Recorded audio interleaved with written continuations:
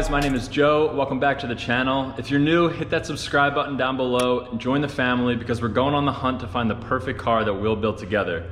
On today's episode, we're doing something a little bit different though. We're talking about the 5 things I hate about the Audi S4. Also, if you wouldn't mind, please hit the like button as well. It really helps with new channels like mine, and I'd greatly appreciate it. And one more thing, stick around to the end because the last one you're not gonna believe. Let's check it out.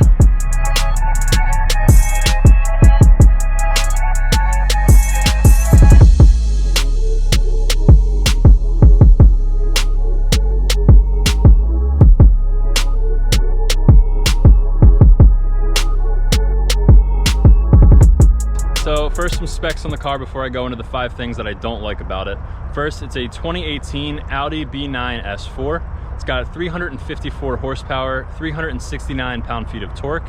It's got an 8-speed automatic transmission, and it's a V6 turbocharged engine.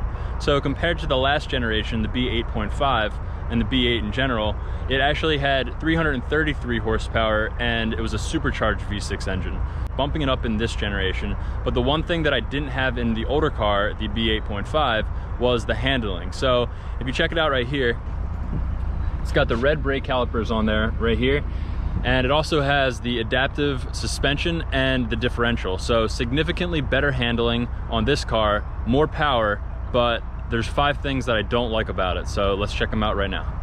All right, so the very first thing that I don't like about this car is the auto stop start feature. So first, you can check the button down here. I actually have already turned it off. But what I don't like about this, for this particular car at least, is it actually turns on and activates before fully stopping. So you come to a slow stop, and between 1 and 2 miles an hour before permanently stopping, it shuts off. So it's a jolting experience. It's not fun. It kind of scares me sometimes. And I really turn it off pretty much anytime I get into a car, whether it's this car or any other car, but it's something that, you know, in this particular car shuts off way too early. All right, so number 2, while the interior of the S4 has definitely made some significant improvements compared to the previous generation, for example, this diamond stitching over here with the Alcantara, I really like that a lot. It seems as though Audi has transitioned to making the S4 a luxury sedan with a touch of sportiness compared to the past as a sports sedan with a touch of luxury. Particularly this new shifter right here, it's the rectangular shaped shifter. It really solidifies the fact that Audi has moved away from the sport vibe of the S4 and more into a more refined look. So I really don't like this rectangular shape. In the older one, it had more of a knob. With the S4 on top, it was super sporty. I liked it a lot. And this one really just kind of has that old man vibe. The new Audi MMI system has significant improvements from the previous generations, and popular opinion would definitely state that the new digital display on the dash is an improvement. However, in my opinion, there's something about the traditional tachometers that I significantly like more. I would be happy with a mix of digital and analog, similar to the Carrera 4S that I reviewed on my last episode, but maybe I'll just have to get used to it as technology continues to advance. So it's definitely one thing I'm not a huge fan of. I'm more of an old school guy when it comes to the tachometers, but you know, something I'll have to get used to.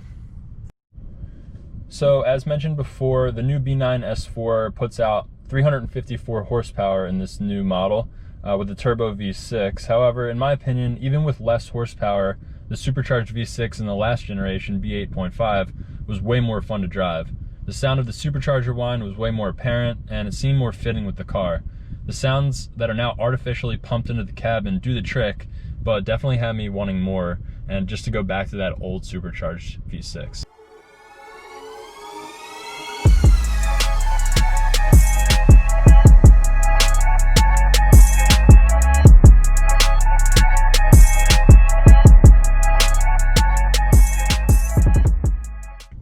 All right, so the final thing, if you stick around this long, thanks so much. The one thing that I hate about this car, and it really bugs me, is the fact that it no longer has launch control. So in the B8.5, a really fun thing to do was to just stage the car at a red light and let it rip. But in this car, they no longer have that.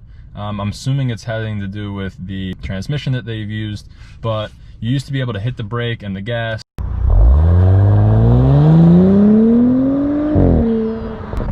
Still get a good punch on it, but it's not the same. It doesn't stage like it used to. Guys, thanks so much for watching today's episode. If you wouldn't mind, hit that like button. It really helps with channels like mine, like I mentioned at the beginning of the video. And I'm gonna try and post a video every Wednesday. So if you wanna put that in your calendar or whatever, every Wednesday starting now, and then as we grow the channel, probably more often. Again, next week on Wednesday, we're gonna have an awesome new car for you guys. And until then, see you later.